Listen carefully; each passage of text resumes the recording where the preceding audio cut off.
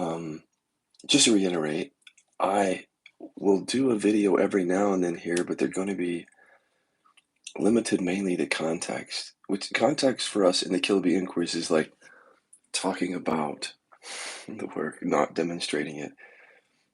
I've given a number of reasons why I don't want to demonstrate the work here, mainly because if you're not following up, if you don't have the skill set that we have and we teach here, then by doing some experiential work, it could open up a can of worms for you. True, it could. We've seen it happen, actually. And then there's no follow-up. So I've moved all the experiential work to a private space.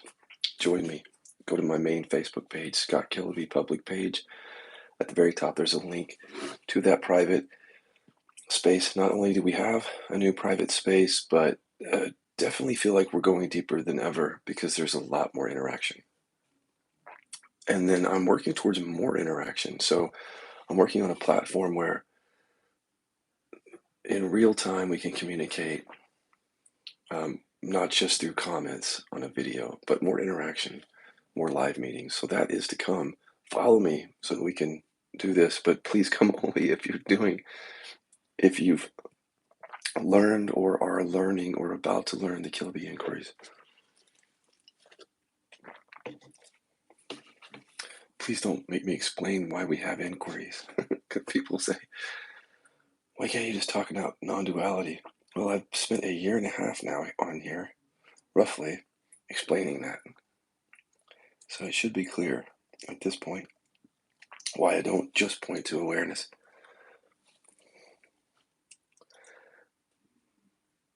There is no self. So the other day, someone was, I can barely remember the details of the conversation, but roughly someone was asking me, trying to make sense in their head of if there is no self, and they even use the word, if that's the ultimate realization, which I don't know if that's the ultimate realization, but this is what the person said.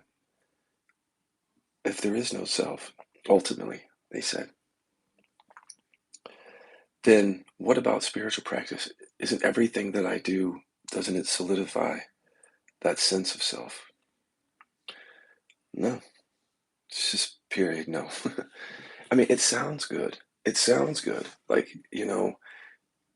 if you were just in your head about non-duality completely, language-wise, it sounds like if there's a self, I mean, if there's no self, then doing anything, the self doing anything wouldn't work. It would be unskillful. It would lead to more suffering.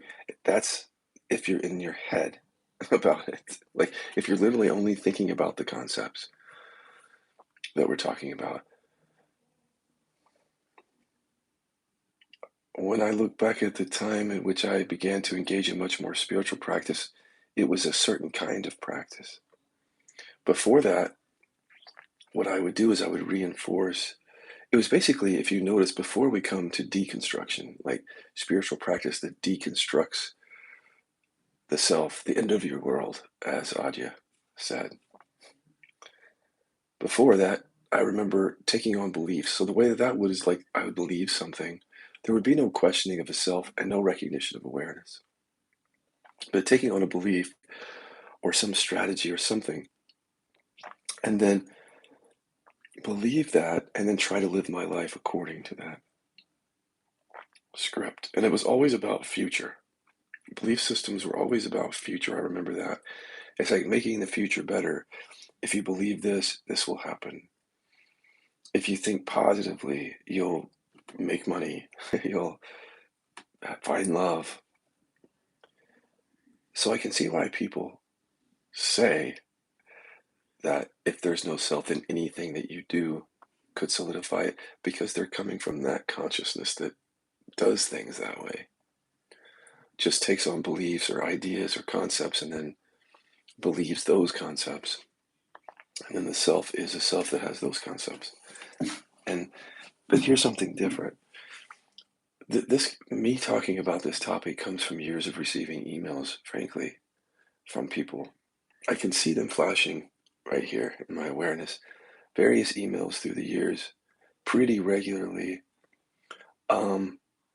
for example, of people who had been the Neo-Advaita way, where they were being pointed to no self, or the Neo-Advaita, for those of you who follow, look it up, Neo-Advaita, if you don't know what it is, and who had taken on that as a belief system, not knowing, because we are already in the habit of taking things on and believing them and not even recognizing that it's a belief because we're mistaking it for reality.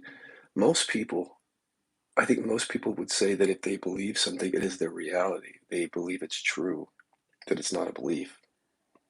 And that's what happens, I think, with non-duality is you hear a teacher or teachings talking about the truth, and you treat that as you've treated everything else. If I listen and I remember and I understand, somehow that's the truth. And this doesn't work that way at all.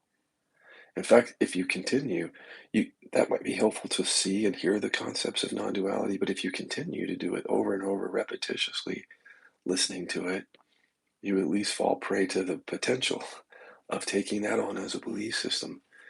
And then that takes the place of direct experience. So I saw that happening in Neo-Advaita a lot. And people would email me and they would say they had already taken on the belief system by the time they were emailing me and didn't know it, or maybe had some inkling but really didn't see it. But the emails would be something like, I realize there's no self and no one to do anything, but, and then everything after the but would explain to me how really awful their life was. Some of them were drinking heavily, for example. They'd been to Neo-Advaita meetings and they had had the drinking addiction before that. And whatever they learned or picked up at the Advaita teachings didn't make any kind of a dent in that. And in some cases, the people emailing me would even pull the drinking under the belief system of non-duality and say something like, well, it doesn't matter if I'm drinking every day or passing out, drinking myself to the point of passing out every day, because there is no one and there's nothing to do.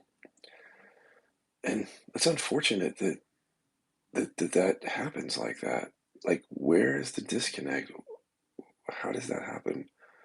That what we're talking about is such a direct experience, the most experiential form of spirituality I can imagine. Can't think of anything more directly experiential than non-duality, and yet still the mind, partly maybe because of how teachers talk sometimes, because repeating concepts as if they're really true, that's a thing. So there's something in Buddhism called reification, where the idea is that conventional language is fine. We can use language to talk, but the energy behind the words indicates whether they're being believed. Like if they go to the level of not just words that point, but to words that are believed. And if a teacher's experiencing something very directly, they may say it with a lot of enthusiasm, and then that might get taken on as a belief, even if the teacher didn't mean it that way. So if I come on camera and I say, well, there isn't anyone, so I don't know what you're looking for. There's no one. There's just this. And everything that you say, I dispel by saying that's for someone. There is no one. And if I say that enough times, then it easily can get heard, depending on the level of consciousness where someone is listening, can easily get heard as this is something to believe, and this is all unconscious, but it gets taken on as a belief, even if the teacher just meant it from an enthusiastic, kind of direct seeing. If the person listening isn't having that direct experience, then they are often left with just the concepts that describe the direct experience, and then the concepts usurp that. And then they're taken on the level of belief, and then the person doesn't know it. And that's the tricky part, is when you don't know it. When you're walking around spouting, regurgitating, thinking about non-dual insights, and you don't recognize the level of belief that's there. I didn't come to it this way because I remember being in a chat room and I had just had my first kind of big spiritual experience where I recognized a deep stillness that was here. It was actually awe-inspiring. It was just stillness everywhere, throughout my whole body, throughout the whole universe. My jaw just dropped, and I was just in awe, you know, sitting with the stillness of that. And it was very powerful, and I understood really for the first time at that experience how powerful these teachings can be. Truly. Nothing. I experienced nothing like that first really powerful experience of stillness, and that has stayed with me. So the stillness didn't leave. Even during the chronic pain, it was like stillness and very intense chronic pain. But that's how I came to this. I came to it so experientially, um, that I didn't lead with the concepts. So when a teacher, let me give you an example. I was in a chat room and just coming off this experience of stillness. And what was interesting to me is how everyone was putting forth these insights that I had not seen yet. One particular insight was a gentleman kept saying, "There's no self," and asking people, "Have you seen yet that there's no self?" Or "Do you know that there's no self?" And frankly, I had not seen that. And I also I found myself cautiously not wanting to pick that up. In fact, there was a part of me that even was like, I am not going to take that on at all until that's my experience. Because what I saw was is that people were doing that back then. This was 15 years ago. Back then, I could see that they were spouting the language of no self, but it hadn't really been realized. But by the way that they showed up in these rooms, the energy, because I've always been an empath, and you know what I mean by that if you are an empath. You can tell when somebody's lying as soon as they walk in the door, if they're lying energetically about their experience. So being in that chat room, you just feel the energy of people. And frankly, the only person in that chat room whose energy felt like they had realized that was someone who was never talking about no self. He would never say it. But his energy showed me that experientially he was seeing it. And yet everybody else in the chat room was essentially spouting it with convincing energy. That's the thing. Convincing everyone that there's no self. And something felt off about that, or less than experiential, to say the least. So I started listening to the one guy whose energy showed me, not his mouth, but his energy, showed me that he was realizing this or something like this. And come to find out, he would not put forth anything like that. He would not type into the chat room, "There is no self," or really any conclusions. So here was a guy, his name was Tom. He's not a well-known teacher. But for everything that someone said, or anything that he would start to pick up as a belief, he would just inquire into it, and it wouldn't land anywhere for him. He just didn't believe it. So he had that spirit of inquiry, like beginner's mind, where he's not going to fall for the latest concept or the greatest concept. He's going to look and to his direct experience. And I found that so contagious that I just started talking to him. And that was the beginning of my interest in inquiry. Having been an empath all my life, I felt my way into the direct experience by being with someone who energetically felt like they were experiencing that and then disregarding people who were trying to convince me of it.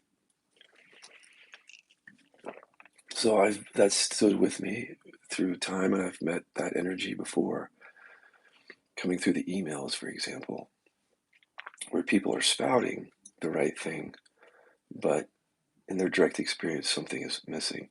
And I'm not indicating that if someone drinks every day, that means they haven't recognized self. It had more to do with the energy that they brought to the conversation. Fast forward after meeting Tom, is the no self recognition happened for me. And I think one of the things that was so valuable is I didn't pick that up as a belief first. I just began to look experientially. I didn't have formal inquiry back then, but I began to investigate with a spirit of inquiry and come to find out there was a recognition of no self, and it was so powerful and so clear, unmistakable, and that's still with me. So I've always leaned on direct experience. That's the theme here. And I think I am encouraging you to lean in that way. Because I've seen through the years now of doing this for 15 years, I've seen where it goes when we make it experiential versus making it belief based or believing the programming of non duality. And it's not like it's not like a dichotomy, a strict dichotomy. There's not like two buckets. There's a spectrum. I mean, to some degree, everybody picks something up in terms of belief. It has some direct experience mixed in. So I'm just inviting you to heavily lean towards direct experience. I mean, be radical about it because you can trust your direct experience completely, but you can't really trust the concepts because the concepts so easily cloud over the direct experience.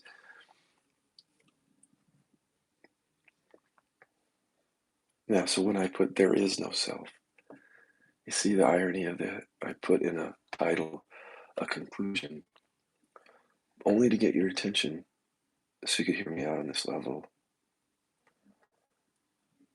If you could take the attitude of when someone says something that is not your direct experience, if in that moment you can say, thank you, that's not my experience. When it is my experience, I'll let you know. And then go look for that is to me a more skillful way of doing it. But what people tend to do, what we tend to do is we tend to pick up language even before it's our direct experience, we spouting the language.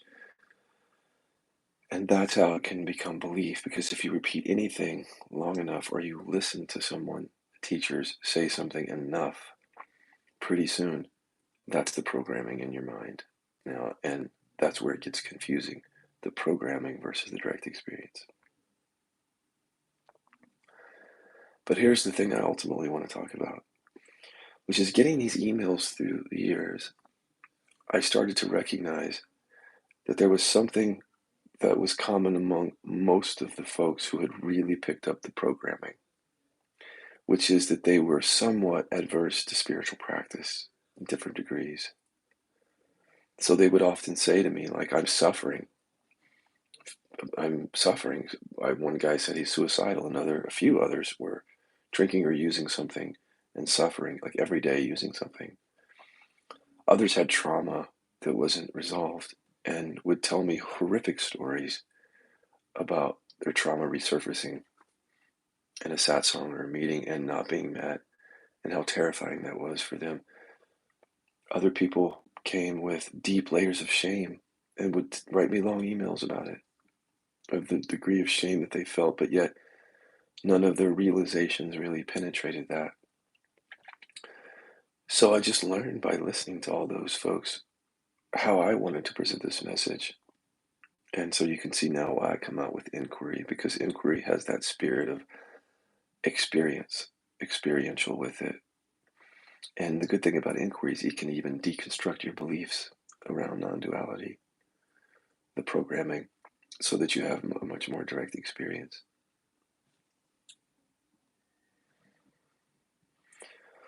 But the point that I'm making here, the ultimate here, is the folks that would come to me saying there's no self, there's nothing to do, there's no choice, all that stuff, they would continue to suffering, and I would just put an invitation to them to say, look, pick up a practice, but pick up a skillful practice, one that deconstructs the belief and the energetic contraction around self, one that deconstructs that, not that builds it up or coddles it.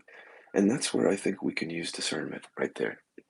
There's a difference between spiritual practice where you take on beliefs and, for example, trying to manifest something in the future, taking on beliefs, trying to change your behavior based on what you believe, There's a difference between spiritual practice that adds something to your sense of self and practice that deconstructs or subtracts, like a demolition project. There's those are like night and day, really. They're very different. And I think discernment is where you discern, is a particular practice, is it helping me see through that sense of a separate self? Or is it in some way building it up?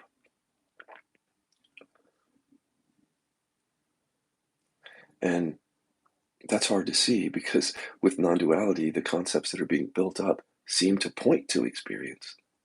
See where it gets tricky? So by saying the concepts, it almost seems like you're in the direct experience. And it can get really deceptive at that point. And you can kind of hunker down in your positions at that point and refuse to become experiential.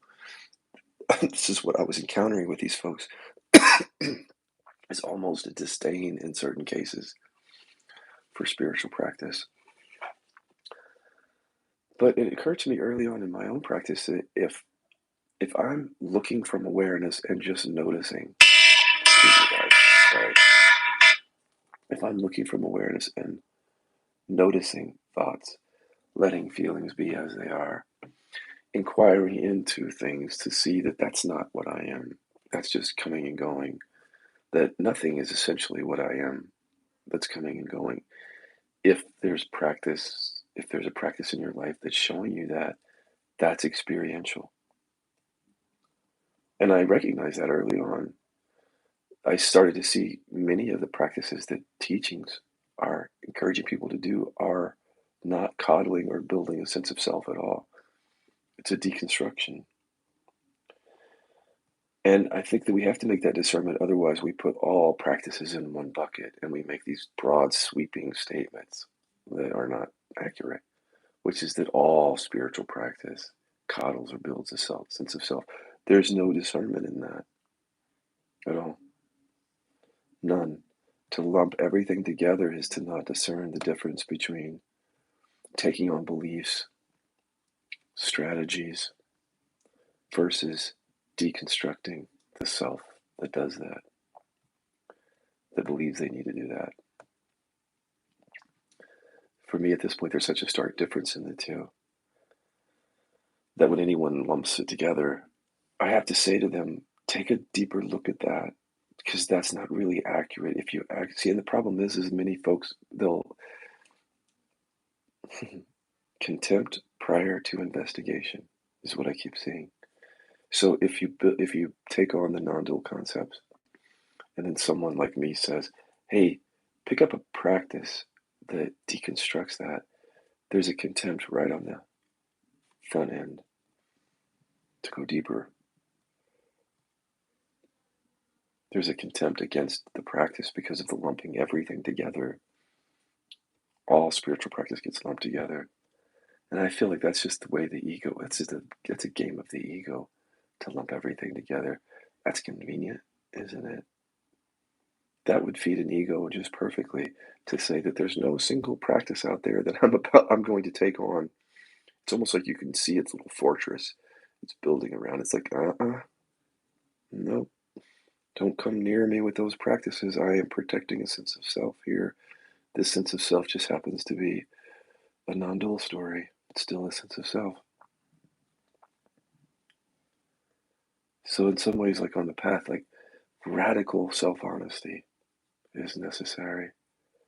Radical self-honesty that will not put up with that. Will call that out when you see it in your own experience so that other people don't have to. A lot of the fighting going on in non-duality where people are arguing is they're trying to convince each other of these things. And it's just that's the long way because if you can be radically self-honest and earnest about this, you can point it out and see it in your own experience. You don't need someone to fight you on it. They're just there to get you to see what you can't see. But if you can see it yourself, the trap of this, then nobody has to do it for you.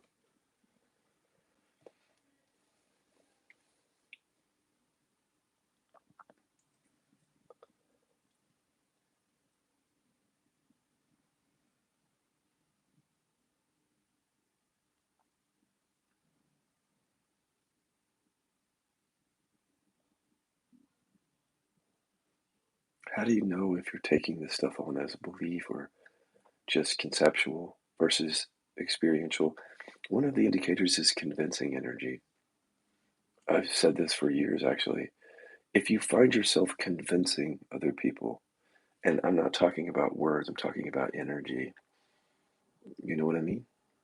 The energy behind the words of trying to convince others that there is no self or that it's all one. Whatever you find yourself trying to convince anyone of, most likely that's ego.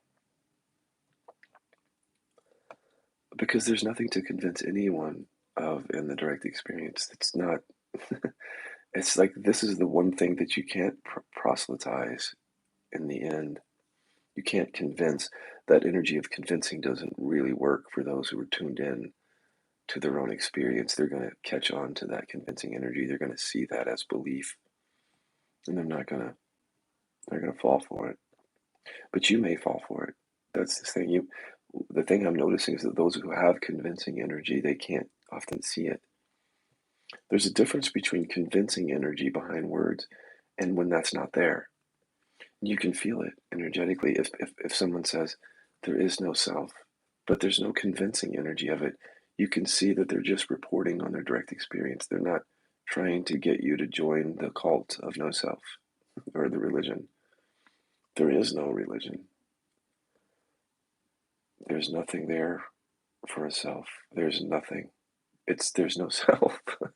So there's nothing to convince you of. The only thing that we'd be convincing each other of would be concepts, beliefs. That's what we convince each other of. Things that are just conceptual, that are not experiential. We have to convince each other of those things because they're not ultimately real. They're not our experience. We're believing them. So we don't know it, but we're trying to get other people to believe it. When there's direct experience, you just stop doing that. That doesn't mean that you won't share about no self, but your energy will be different around it. So energy is a good thing to watch. For those of you who are empathic, trust that completely. I'm sure you do already.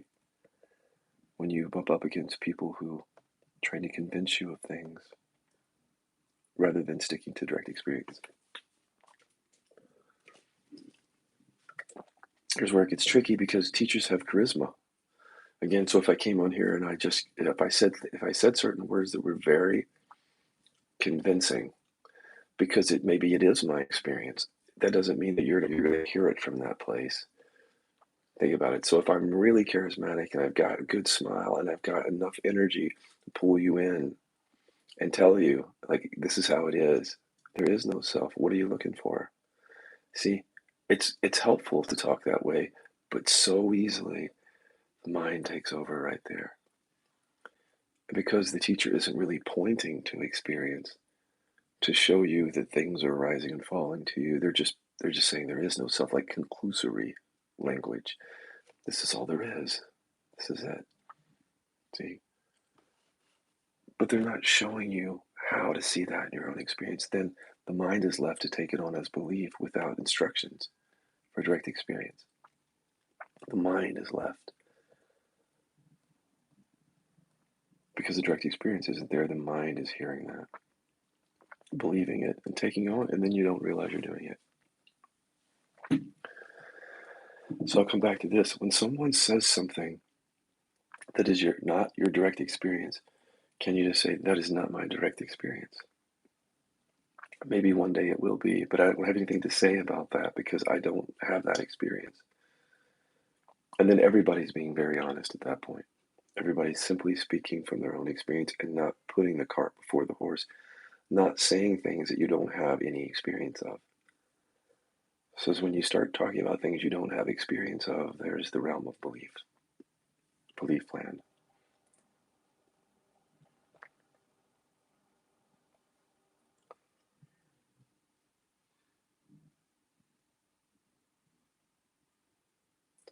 There's a whole psychology that goes with this. It goes very deep because if you're around a teacher who says things in this way and you pick them up as belief, you may feel very wedded to that teacher. There's a dynamic that gets created in those relationships where it's like you become, what's the word? Become somewhat addicted to the concepts and the reality that the teacher paints. And if they do it with enough enthusiasm and convincing energy, you get pulled in to that relationship, thinking, I have to keep coming back because the person has something. But once a teacher starts pointing you back to your direct experience constantly back to that, saying, don't look at me or the things I'm saying, because we're looking for, you should be interested only in your direct experience, and then points back to that. That's not going to lead ultimately to a dependence on the teacher if the teacher is truly pointing back to that. But if the teacher is spouting these enthusiastic conclusions, but not helping you deconstruct what they're saying and not meeting you where you're at, then the consciousness that you have can easily get pulled into that. And that's going on all over the world right now and has for hundreds of years, if not thousands.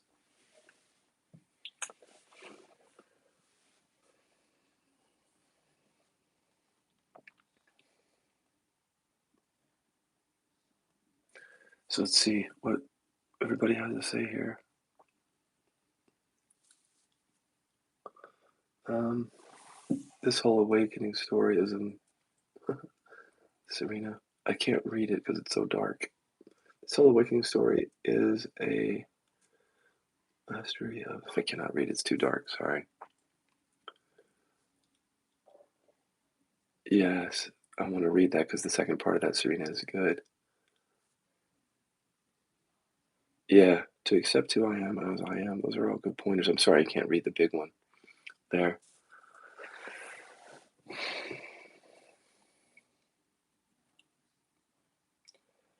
It's another way to divorce spirituality from your life, from your human life, is to take on spiritual, lofty concepts that are not your direct experience.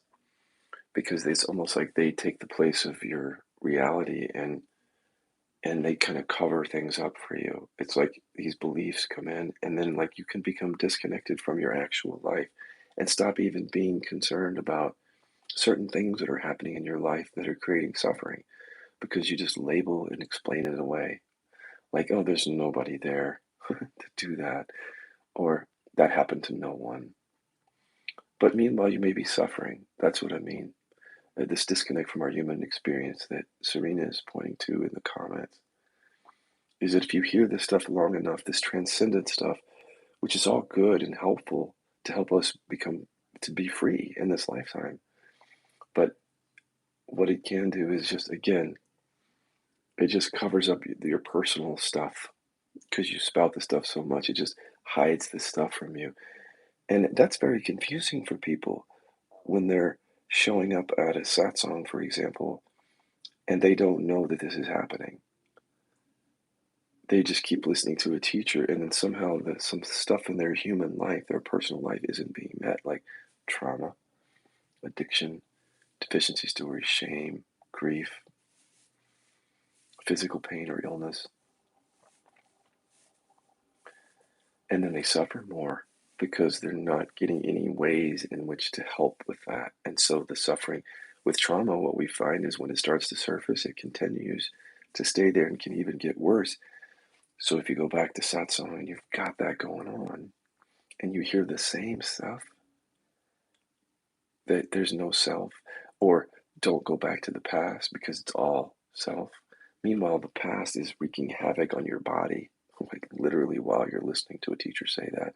The past is literally wreaking havoc, held in the body, and the teacher's saying, don't worry about that. Just be here now. So that's wholly inadequate to meet that kind of suffering. And those are the kinds of emails that I was getting and have gotten for years.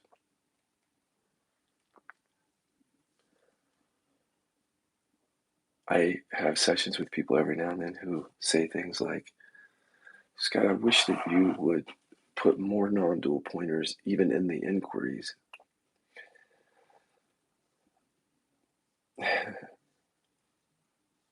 The thing about these inquiries is that they're so experiential that if you do them, they they show you the awareness that you are. They show you no self. If all the time they're showing it to you. When you're looking at something, you let that be, you feel it, you don't bypass it. That's the thing about the inquiries. You don't have to bypass all this stuff. But at the same time, when you look into this stuff, it shows you its emptiness, right? It's literally inquiries are showing you the emptiness of everything that you're taking to be real about yourself or other people. So it's showing you the emptiness of things. It's showing you that you are the awareness. So there really isn't any need to inject those concepts in there for you. Now, some pointing does happen during inquiry sessions for sure, but not the kind of pointing where we just stop a session and I just point back to you are not any of this. Just almost like just saying things like that. You're not any of this, trying to convince the person. Because if it's not the person's experience, if you can show the person that experience, that's one thing, but so easily the convincing energy comes in when you're pointing in that way and the person hears it that way. And then by hearing it that way, they might stop the investigation into the things that are, you see, that are actually creating suffering for them.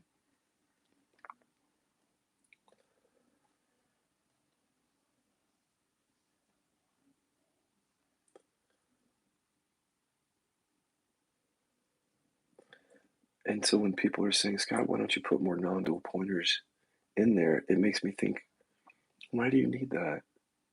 Why do you need me to give you the programming of non duality instead of you just experiencing this yourself?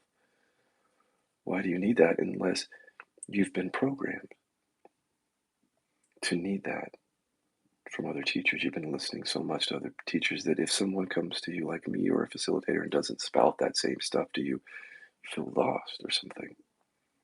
That's an indication of programming because nobody can come and say something to me right now that makes me think something other than my direct experience. Like I can trust my experience here completely.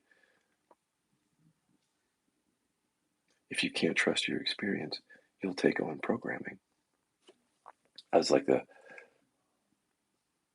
poor man's substitute for direct experience. Concepts are the poor man's substitute.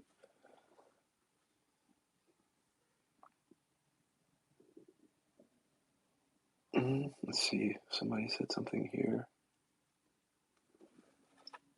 How is doing okay? How is doing inquiry different than taking psychedelics? Well, you can do inquiry on psychedelics. Psychedelics do something to the system, the nervous system, the brain that you don't experience when you're not taking those. But here's what I found through the years is people take psychedelics. What happens is often they'll get some clarity or stuff will come up, but they still need to process that stuff. So many people taking psychedelics come to the Killer Bee inquiries to integrate what they've seen. Um, Also, inquiry takes skill, and psychedelics is just, you take a substance. There's no skill in taking that, but there's some skill that's needed to see things in your experience, and that's how it's different. We have people in our program that take psychedelics.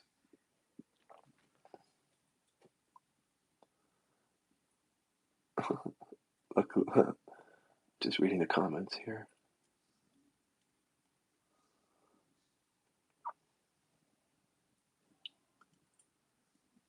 Yes, Serena said for her, inquiry is a tool to experientially recognize there is no self.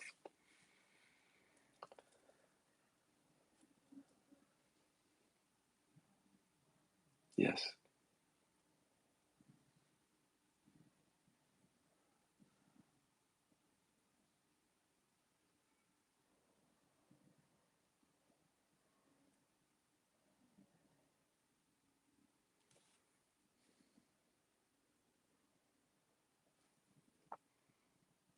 How can we book sessions with you? This is from Saka.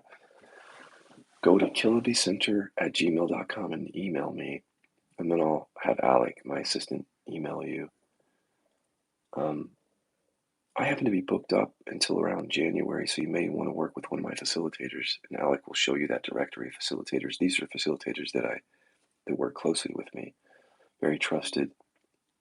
But I am taking trainees right now, so anybody who wants to join training, there's some spots open for that, but session spots are a little bit limited right now.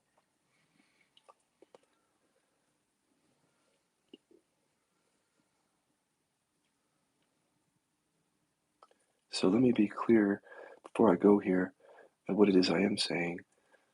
I'm not saying that inquiry is the only way at all. I'm just saying it's a hell of a great tool. And it certainly helps the embodiment process and the awakening, the seeing that you are, the awareness that there is no self. But it's not the only way, for sure.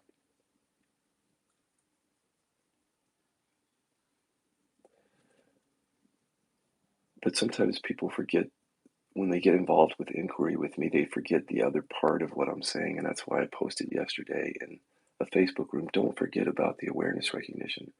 I posted a video because I'm always encouraging people that even when you're not in inquiry, to rest as what you are, just to be, and have those moments throughout the day as often as possible where you're recognizing being, stopping for a moment and just recognizing it.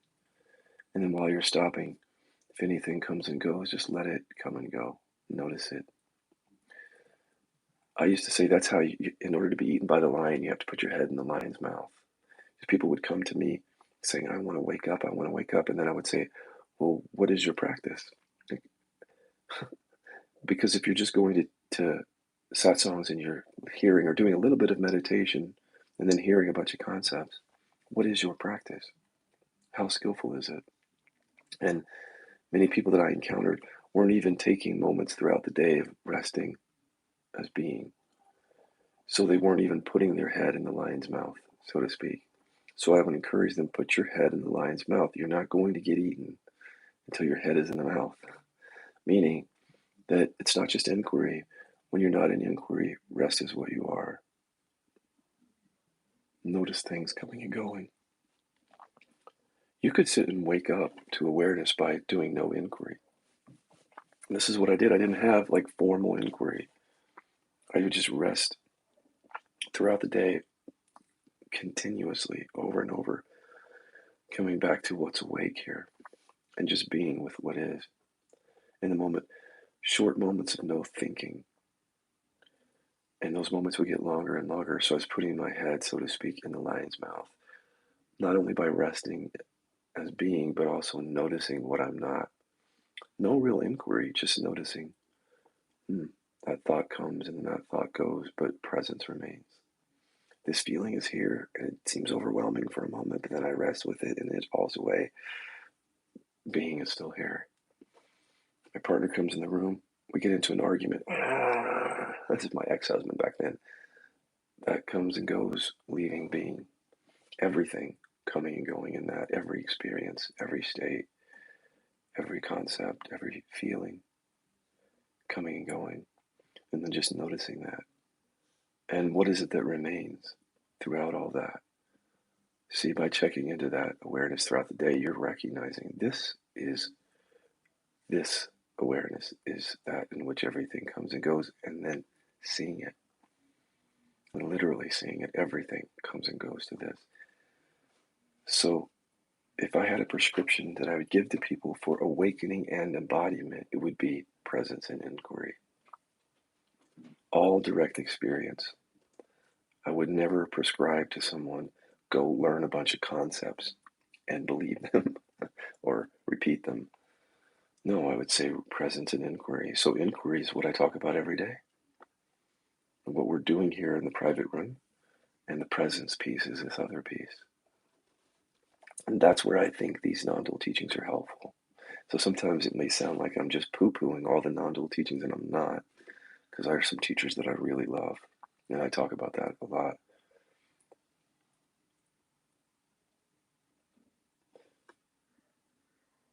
So these non-dual teachings are helpful on that piece of resting as what you are and just noticing what you're not. And there's like a million different ways of pointing to that the teachers are doing, and pretty much all of that's helpful. But it's just, as Serena said, this is your day, Serena. I keep mentioning you in the video. As Serena said, and I can't say it better, is that that can only take you to a certain point. The resting is what you are. It's so integral to this. Putting your head in the lion's mouth, being with what is, seeing that none of it is you. Everything comes and goes.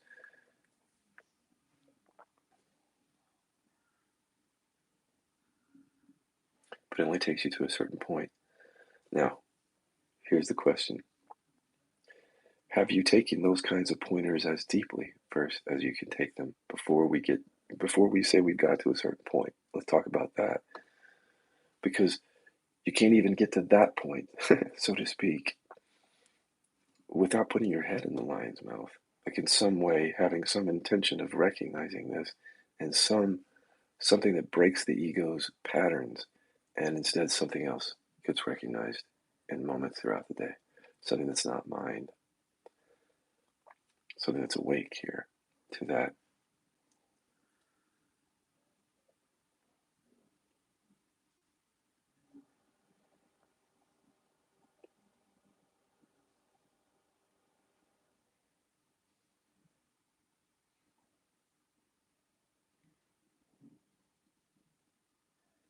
My question is, have you even taken the non-dual pointers to the depth that they can be taken to?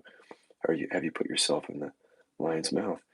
And that's what I'm doing when people are coming to me. Either they don't have a good practice at all, so I help them with the rest as awareness throughout the day, putting your head in the lion's mouth, or they come to me with concepts that they're repeating and then they don't have a practice, so they're just repeating the concepts, going to the videos, but not having a really solid, skillful practice.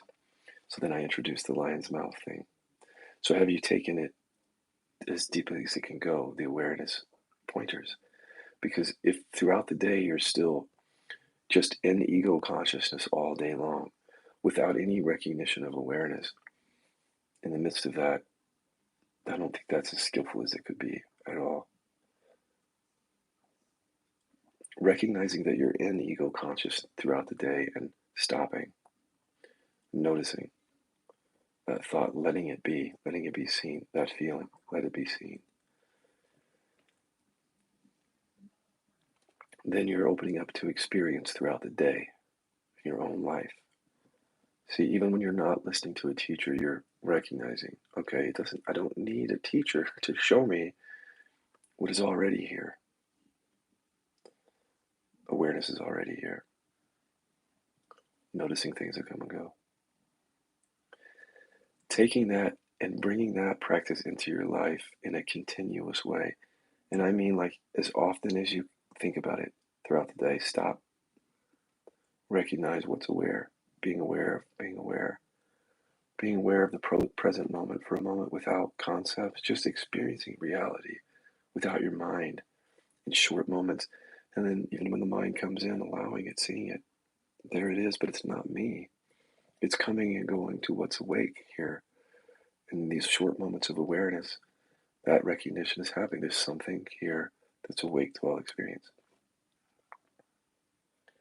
Recognizing that, re-recognizing that over and over again. And then and only then really, when there's direct experience, are you taken to that certain point that Serena is talking about. And then what do you do at that certain point? So first of all, find out what's going on at that certain point where you can't go any further. These are the emails that I'm getting. When people get to a certain point and they can't go any deeper with it, recognize what's happening right there. So it could be that the non-dual concepts are so programmed in your experience that you can't go any further. And that just requires more direct experience there. Let me talk about that for a second. So if you're only getting to a certain point because your mind is just constantly regenerating non-dual concepts, which probably were helpful to help you recognize the direct experience. But once you recognize the direct experience, that becomes like clutter. It's like, thanks, Eckhart, but I'm already present. Thanks for continuously giving me 1,800 different pointers while I'm resting as awareness. I get it now. Thank you. And so then the programming becomes the new story. So I've said this before, if that's where you're at, where you can't get to a certain point beyond that, now it's time to deconstruct the teachings because you have the direct experience. It's like, thanks, but no thanks. No more pointers, please, because I'm recognizing this directly. The pointers are a bunch of noise. deprogram yourself from that. I tell the story sometimes that when I was ready to deprogram that, because it only takes you to a certain point, then I just did Byron. I didn't have inquiry. I did Byron Katie's work on all the non-dual pointers. So there's no self. Is that absolutely true? No. How do I react when I think there's no self? Then I think about it a lot, and it's stressful actually to sit and think about it, or to wonder if I've realized it, or whatever. Who would I be without the thought there is no self? You mean right now? Aware? Without concepts? Just awake? That's who I would be. That's what I am. I'll turn it around. There is a self. You see, just deconstructing the thing until these things and it worked. And that's why I'm still a Byron Katie fan, because her work helped me deconstruct all the non-dual stuff. But now we have inquiries, our own inquiries. We can deconstruct it. I may come on someday and just do a video of like deconstructing non-dual programming, spiritual programming. The point is like you take the training wheels off. All these training wheels, they're actually big, huge tires at a certain point, right? Like a bunch of concepts and pointers coming through with programming.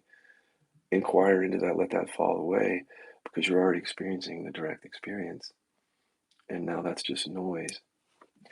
But there's another way, and I think this is really what Serena was pointing to. When the non-dual be with what is can only take you to a certain point, and that's 4 letters, B-O-D-Y, the body.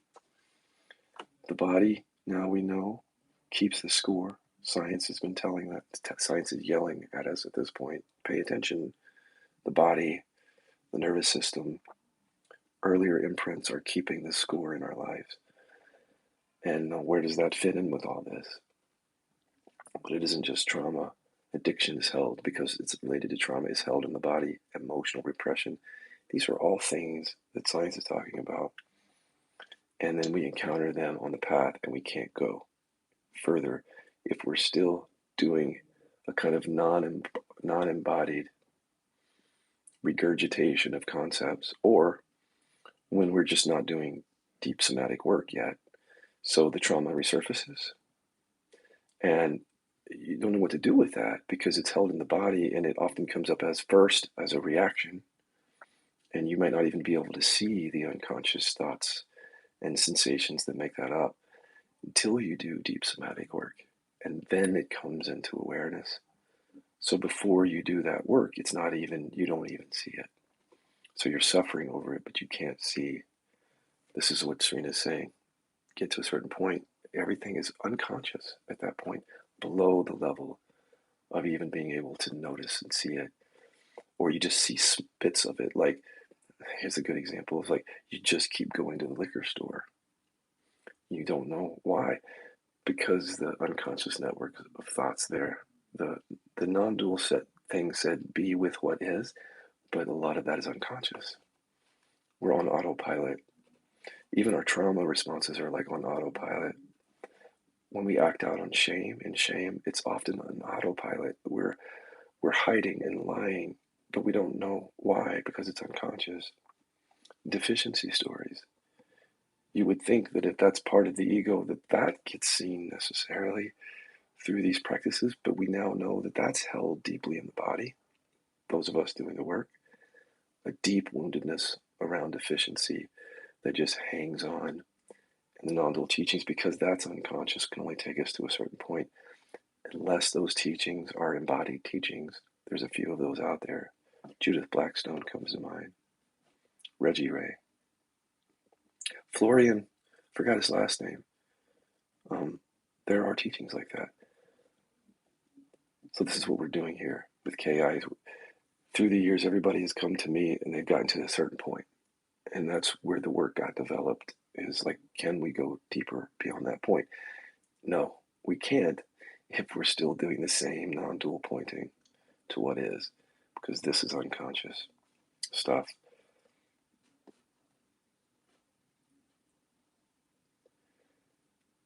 So part of what I do for the folks that email me is showing them that they've only gotten to a certain point, right? And that at some point they're going to have to do some somatic work or something to uproot the trauma or the shame or the deficiency stories or the grief or the addictions that are still running their lives. And at that point, when you see that programming, repeating to yourself that there's no self won't help. You'll just keep drinking. You'll just still get triggered on your trauma no matter how many times you say to yourself, there's nobody here. Because that's programming, not direct experience. At this point, when you get to this point, it's about truly relying and trusting on the awakeness that you've recognized.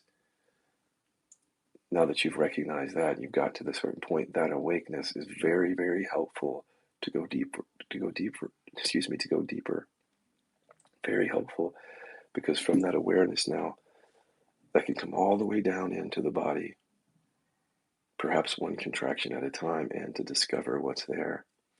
And that gives that deeper freedom that repeating no self would never give you because it's digging deep into the body and releasing things that are unconsciously attached. And then that has an effect on the way that you move in the world. Meaning, not getting triggered in the same way, not believing certain programs that create a trauma response, not believing certain programs that keep you compulsive around alcohol, not believing that there's something to be ashamed of anymore. It's not believing it anymore. Have to go to the body for that. No longer believing that there's something wrong with you, that you're deficient in a certain way. Like those, the best thing I can say about those stories when you're clear is that they're boring. Someone asked me the other day, like, how do you know when you have a trauma or a deficiency story? How do you know when it's clear? And I'll say it's unmistakable because it's like watching a movie that is incredibly boring. There's no charge to it. So if I pull up the bullying at this point, it's like nothing. It's like I can't look at any image of the bullying and feel anything anymore other than compassion. Now, if there's more to discover there, I'll let you know. But that's how it's held. And that's boring. I don't know any other word to say. It's like people will say, well, when do I stop inquiring on my trauma? You will be forced to stop because it's going to be boring to you. It's like there's no charge to it. So it's like replaying a memory of something that isn't that interesting. But if you're avoiding it, then it's still interesting to you on an energetic level. I don't mean positive, like you're still hooked into that. If you're avoiding trauma work, chances are either you're doing it for safety because you're not ready yet, which is fine, or you're doing it out of avoidance, which means it still has power over you. Something that is boring has no power over you. And even when we go into it, when we're not avoiding it anymore, whatever it is, unconscious, it's going to be interesting for a while, and you're going to have to meet it again and again for a while because it's charged. There's still stuff in the body, so it's not going to be boring. But trust that. Here's how you know what I'm saying is accurate is you've already looked at certain things in your experience and you're no longer interested in those stories. Like just think back. It's hard to measure the absence of something because it's gone. But if you look back like a year ago or whatever, you used to believe X and believing X made you suffer. And now as you come back and look at X right now, you can see that you don't, it's boring.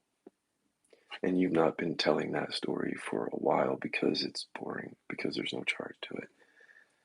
If you've had that experience, then you know that what I'm saying about everything else is the same thing. Trauma is no different than any other story or thing that you've suffered from.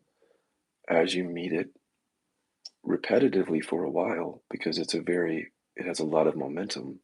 So I'm not saying just look at it one day and then turn back away. Keep meeting it directly until it becomes boring or till it's like you start out, it's like a color photograph right here with a lot of emotion and sensation. But as you keep meeting it every day, it becomes lighter and lighter until it gets to that sort of like a black and white photo out there, so to speak, that has no charge to it. That's not going to happen by repeating that there is no self. It's going to happen by directly meeting it skillfully in awareness and continue to meet it until it's empty, it's seen as empty.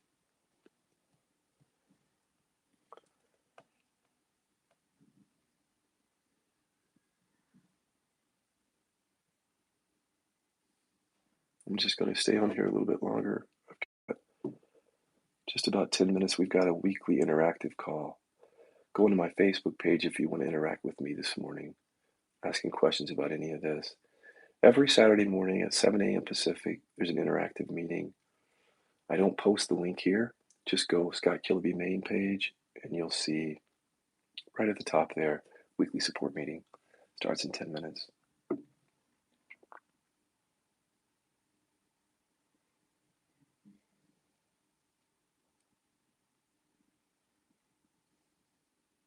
I'll just leave with this. One reason I like Adyashanti so much is because I feel like he doesn't, what do I say this? He speaks honestly about the path, including post-awakening. He just speaks very honestly and directly about that. There's one thing he says about it. When I first heard him say that, I was actually very interested in that, but it wasn't my experience. Speaking of the cart before the horse, I wanted to have the experience that he was talking about when he said to be free of your awakening. To be really free, you have to be free of your awakening. I was like, wow.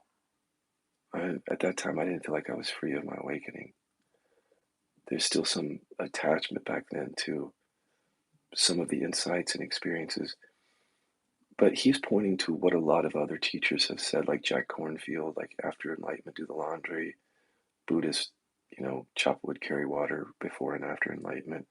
They're pointing to um, a real deconstruction of all this stuff to where you don't even hang on to your awakening. You're free from not only your experiences, you're free from identification with your spiritual experiences, you're free of identification with your resume, you're free of identification with certain insights, and you're really free from even believing that you're free or thinking that you're free.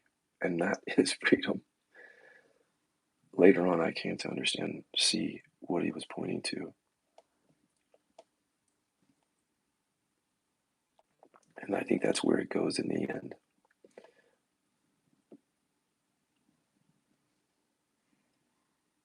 This is very hard to express, but it's like it puts us right back where we were. We never left, which is right here. Only now things are different.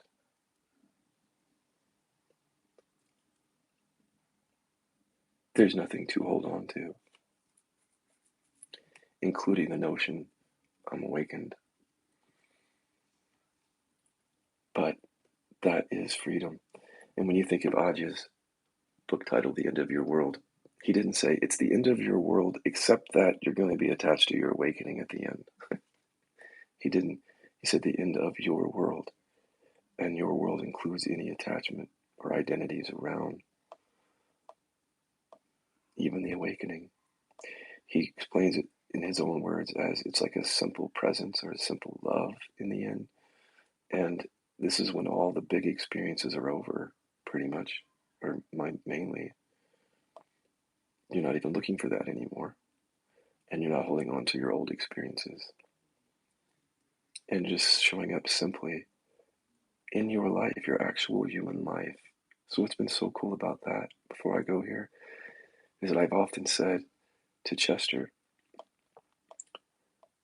that what I'm interested in terms of success or a great life now is if I have a good relationship.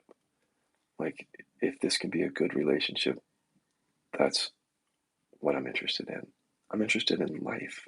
Lo and behold, after all that stuff of trying to transcend and transcend and transcend, here I am back where I never left. And other things are important to me at this point. Because for many years, all that was important was awakening and my insights and my realization. But to be free of that puts me right back in my life. And I get to be a human. And perhaps that's the greatest part of it at all. beyond all the transcendental experiences and all the trauma work and everything, just get to be a guy living in Wichita, married to another guy with 3 dogs, enjoying the hell out of life. See you guys.